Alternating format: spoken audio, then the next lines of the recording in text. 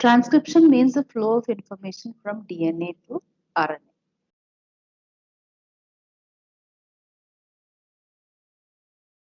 The DNA is double-stranded, where the one strand runs from 3' to 5' and the other strand runs from 5' to 3' directions. So they are anti-parallel. To synthesize the RNA, the enzyme required for it is RNA polymerase.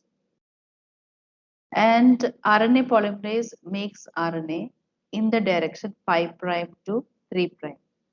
Because of this reason, the template which has direction 3' to 5' is used. The other parental strand will be called as coding strand, though it's not coding for anything. So amongst these two DNA strands, the strand which runs in the direction 3' to 5' is called template strand.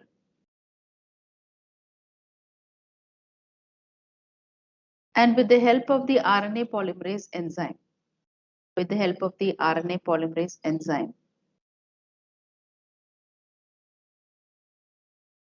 the new RNA will be synthesized complementary to the nitrogenous basis of the DNA. And that is synthesized in the direction 5' to 3'. Now coming to the DNA parts for transcription.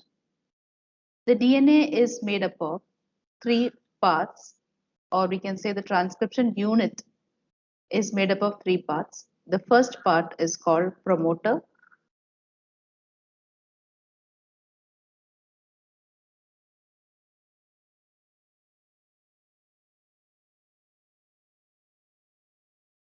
This is the DNA transcription unit. 3 parts, one is promoter, other is structural genes. It is information that is present in the structural genes that will be present in the mRNA or RNA. And then comes the terminator, where RNA synthesis stops.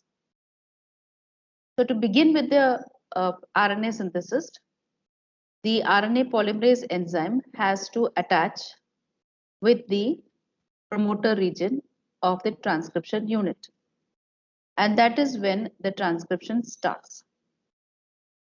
So the RNA will, as the RNA polymerase enzyme moves, as it moves along the 3' to 5' direction of DNA, the RNA will be simultaneously produced, complementary to the structural genes present. And then once it reaches the terminator part, it falls off. So the RNA runs in the direction 5' to 3'. Now, in case of prokaryotes, the first formed RNA is mature enough. It is mature. And at the same time, protein synthesis also will start. But eukaryotic transcription has some complexities.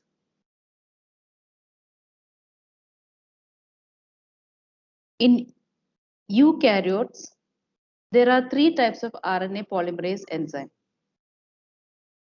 One is RNA polymerase 1. RNA polymerase 1 produces ribosomal RNA. Second is RNA polymerase 2. RNA polymerase 2 helps in transcribing messenger RNA. And RNA polymerase 3 helps in synthesis of transfer RNA. This is one of the complexities in eukaryotic transcription. The second complexity is the first formed RNA of eukaryotes are not fully mature. It is called as heterogeneous nuclear RNA. Heterogeneous nuclear RNA. It is called heterogeneous nuclear RNA because Some of these parts or some of these parts of this RNA has got areas which do not code for any polynucleotide, any polypeptide. Some of these parts do not code for any polypeptide. And these genes that do not code for any polypeptide or any proteins later, they are called as introns. In between the introns, there are coding regions also that can code in future for polypeptide. They are called exons. Now, in order to process this, the exons has to be joined together, removing the introns. So when the exons are joined together, the process is called splicing. And along with the splicing, there are other two processes involved to make the heterogeneous nuclear RNA as mature RNA, mature mRNA. In the 5' end, methyl guanosine triphosphate is added. In the 5' end, methyl guanosine triphosphate is added as part of the processing. And in the 3' end, polyadenylate tail is added. And finally, it becomes the mature RNA. Now this RNA is ready for translation, that is protein synthesis.